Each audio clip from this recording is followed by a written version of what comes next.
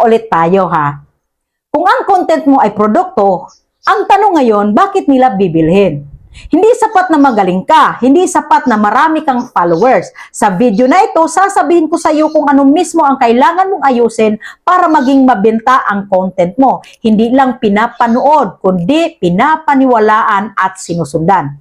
Una, ayusin mo muna ang mindset mo.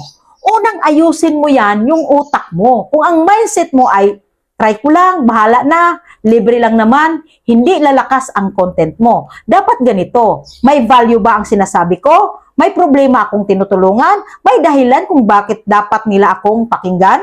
Kung hindi ka naniniwala sa content mo, huwag mong asahang maniniwala ang iba. Pangalawang ayusin ang hook unang 3 seconds. Ito ang pinaka-importanting parte. Tandaan mo, hindi ka nakikipagkompetensya sa creators. Kalaban mo ang scroll. Sa unang 3 seconds, kailangan may tanong, may problema, may pangakong solusyon. Kung boring ang umpisa mo, hindi naaabot sa benta ang content mo. Pangatlo, ayusin ang mensahe, malinaw at simple. Isang content, isang mensahe lang. Huwag halo-halo, huwag paikot-ikot. Tanungin mo, ano ang gusto kong matandaan nila? Kapag nalito ang audience mo, hindi bibili yan. People buy clarity, not confusion.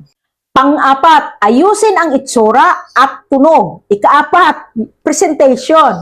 Hindi mo kailangan ng mahal na kamera, pero kailangan mo ng malinaw na boses, sapat na ilaw, maayos na framing, may energy.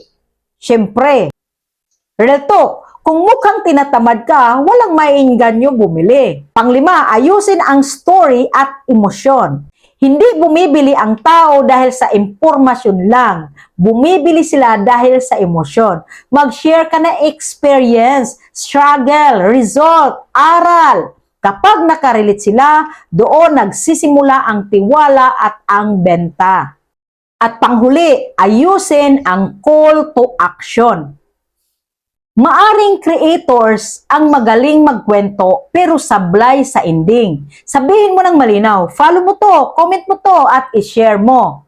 Kung hindi mo sasabihin kung anong gagawin nila, hindi sila gagalaw. So kamagnet, content creator, sandaan mo to. Hindi sapat na mag-upload ka lang. Kung gusto mong mabili ang content mo, kailangan inaayos mo ito mula mindset hanggang ending. Kung nakarelate ka, i-like mo to, i-share mo sa kapwa creators at mag-comment ka. Inaayos ko na ang content ko para maging mabenta.